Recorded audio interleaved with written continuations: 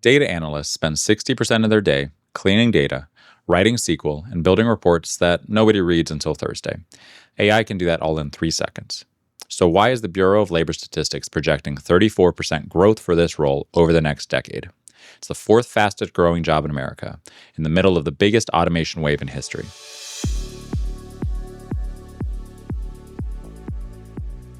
That paradox is the entire episode, and by the end, I'm going to show you the 4-agent pipeline that resolves it.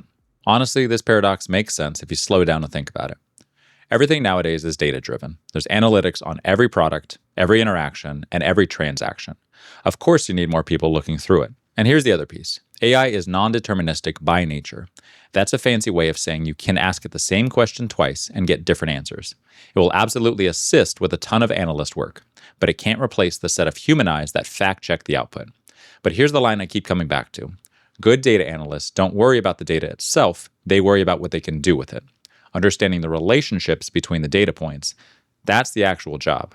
You can collect 1 million rows of beautiful, clean data, but if nobody knows what to do with it, it doesn't really matter. That's why this role isn't going anywhere, at least in my opinion. AI got rid of the typing, but it didn't get rid of the thinking. Now, let me paint the picture for anyone who hasn't lived this. Monday morning, you've got a Slack message from the VP of Sales asking why revenue dipped in the Southeast region last quarter. It's a reasonable question. Should take what? An hour to answer? It doesn't take an hour. I'll be honest about why. When I've lost half a day to something that should have been quick, it's almost always one of two things. Either I underestimated the task, you don't really know what you need to know until you're actually in it, or it's a formatting problem, especially with data.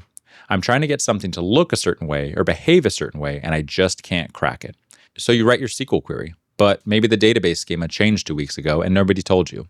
So now the query breaks. You fix it, and now you've got raw data, but there are some duplicates, nulls, and someone entered Florida as a state. You clean it, and that's an hour just getting the data into shape. I haven't personally hit Florida in my own systems, but I've worked with large data transmission in the past, and user error is usually the cause of most of it. The fix is twofold. Fields need to know what data they expect, and the user needs a clear error before the bad data ever gets sent. Then you analyze. Maybe a pivot table, comparisons, another hour. Then you build the chart. Formatting, axes, presentable, another 45 minutes. By the time you send the summary email, it's 2 p.m. and you've answered one question. Harvard called data scientist the sexiest job of the 21st century. They forgot to mention that sexy job involves spending Tuesday afternoon figuring out why someone put a phone number in a zip code field. And this is the thing. If you're thinking about getting into data work because the marketing of the job sounded great, do what I told you in the recruiting episode. Find somebody who actually has the role you want and ask them to walk you through what their actual day looks like. Work at the end of the day is still work. There's exciting work out there, but to the wrong person, all of it can be tedious. Talk to a real person doing the real job first. The numbers back that picture up as well. Analysts historically spend 40 to 60% of their time on data cleaning, another 20% on writing and debugging queries, 10 to 15% building visualizations. That leaves maybe 10 to 15% for actual analysis, the actual thinking portion, the so what. That ratio is the problem, and AI just flipped it. Now let me walk you through what's out there right now. I'll be straight with you. I haven't personally used most of these tools, so I'm not going to pretend I'm reviewing them. I'm pointing at the general landscape. With Julius AI, you can upload a CSV, ask a question in plain English, and get charts and analysis back without writing code. The learning agent adapts to your database structure, and it's SOC 2 Type 2 compliant.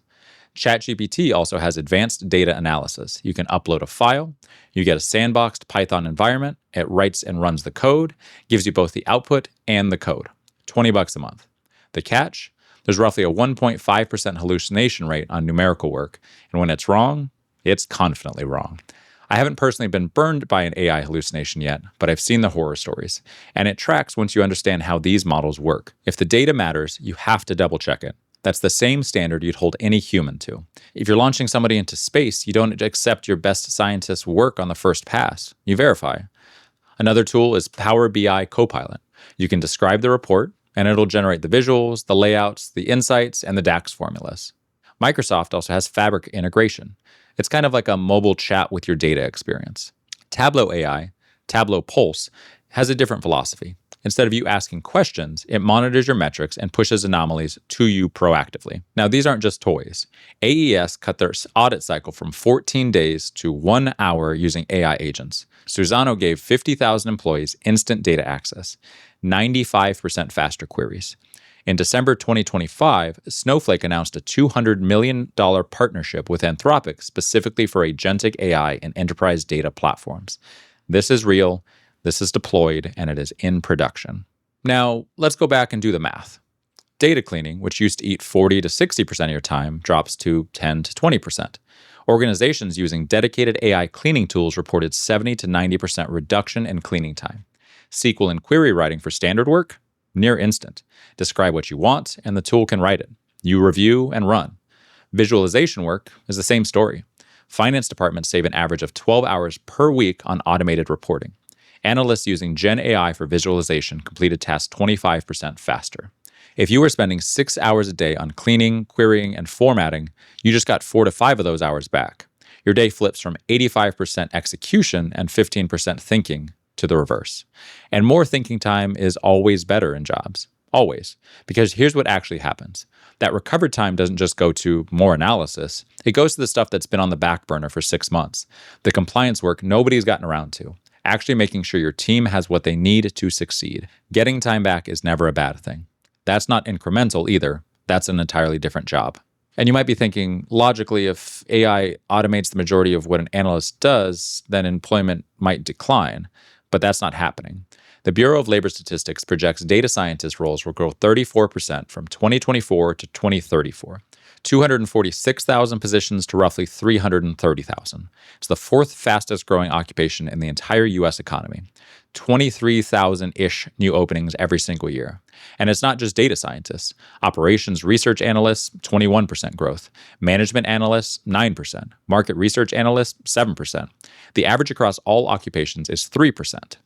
Every data-adjacent role is growing faster than that average. Why?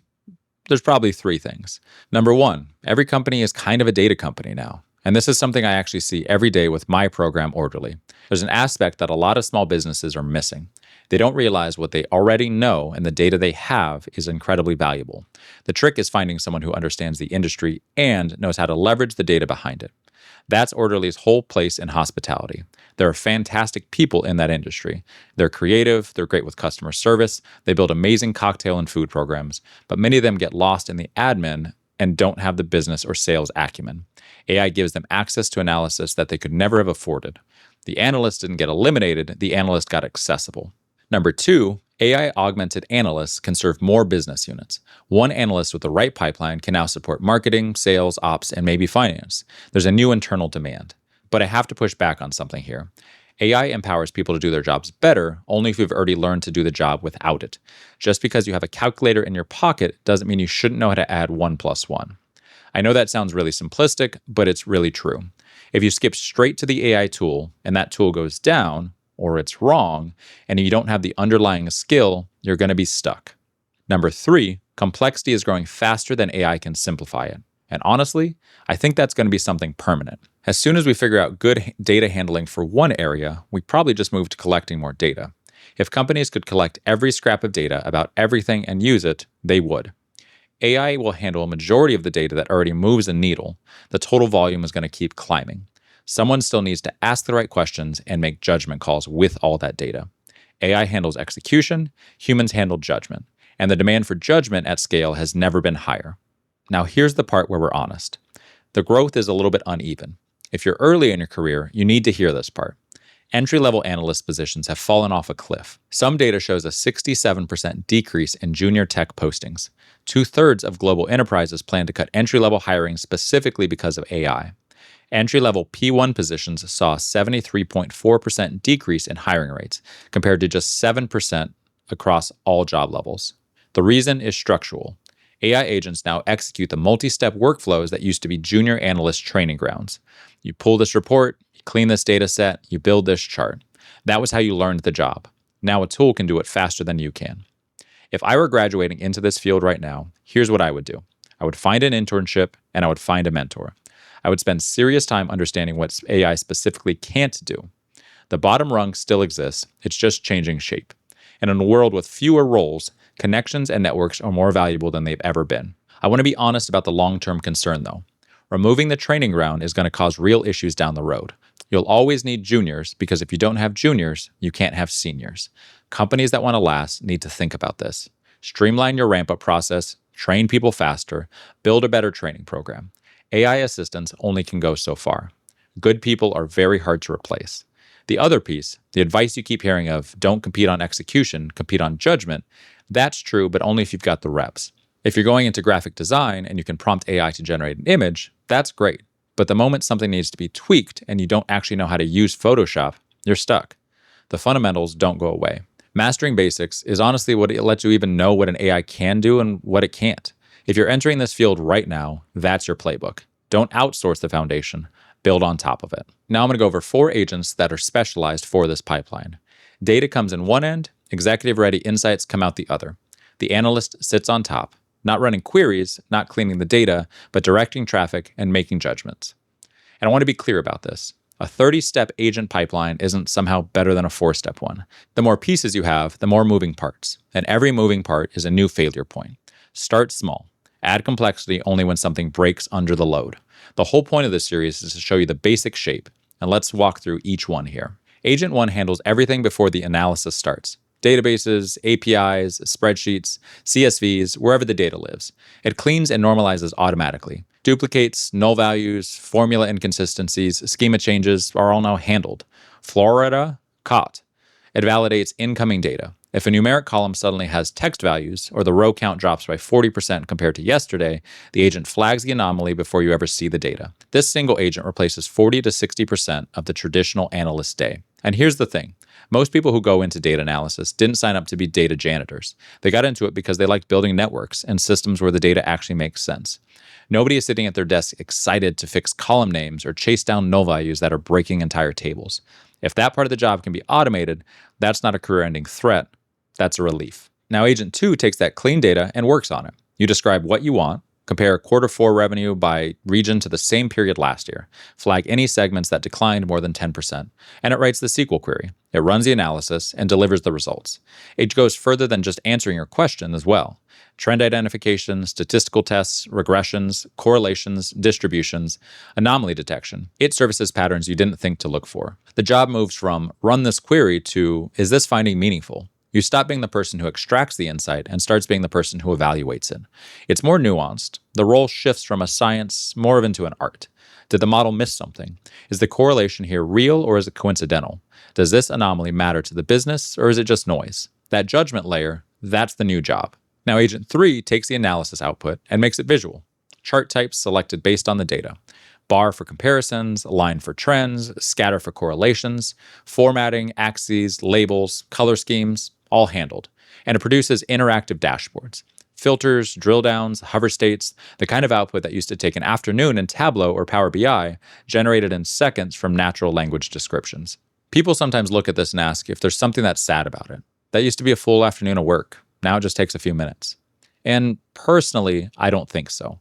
The goalposts have just shifted. If I have a shovel and I need to move a giant pile of dirt from site A to site B, and it used to take me 12 hours of hard labor, there's something kind of noble about that. But if I have access to a bulldozer that can move it in 11 minutes, why would I choose the shovel? Nothing about the work was inherently meaningful, and the meaning was just in moving the dirt. The bulldozer just gets us there faster so we can move on to the next problem. It's the same idea here. The goalposts have just shifted. Now, Agent 4 is the one most people don't really think about, but it might be the most valuable. It takes everything, analysis results, visualizations, trends, anomalies, and translates them into plain English executive summaries with specific recommendations. Not revenue declined in the Southeast. Instead, Southeast revenue declined 8.3% quarter over quarter, driven primarily by a 12% drop in the manufacturing vertical. This correlates with the loss of 2 key accounts in October. Recommendations: schedule account review with Southeast sales lead. Consider targeted retention campaign for manufacturing segment. Data science has always been about taking numbers and relationships and turning them into meaningful human insights. That hasn't changed. That's why these tools exist in the first place, to help you see beyond the numbers. It's kind of like in the Matrix. The operators see a screen full of falling green code, but Neo actually sees the girl in the red dress. That's the actual job. Seeing what the relationships in the data actually mean, not just staring at the rows. The narrative agent bridges the gap between what the data says and what the business does about it. Most stakeholders never read dashboards. They read summaries, bullet points with recommendations.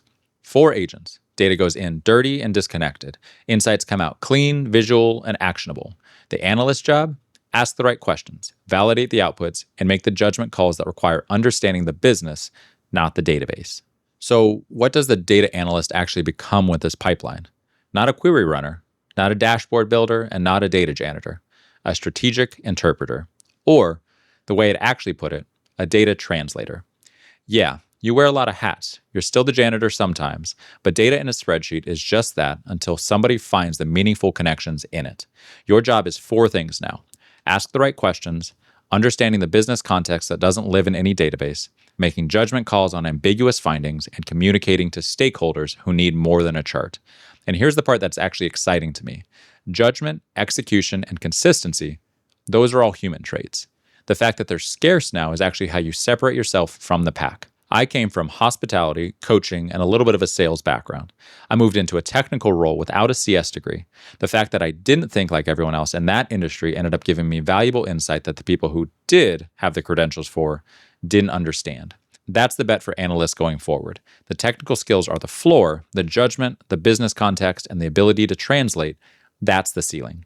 AI didn't take the ceiling, it just made the floor cheaper to build. And that kind of explains the growth paradox, now that you can see that. AI didn't reduce the need for analysis, it revealed how much of it was honestly going undone. Every company has questions they never had bandwidth to answer. Every department has data they never had the capacity to explore. If you can give an analyst 3 hours back in their day, and they don't have to do more reformatting, they can actually start looking at things that actually can help move the business. You can get more customers, you can fix the team culture, you can hire the right next person. And that's the real upside. Someone still has to direct the machine, validate the input, and make the call.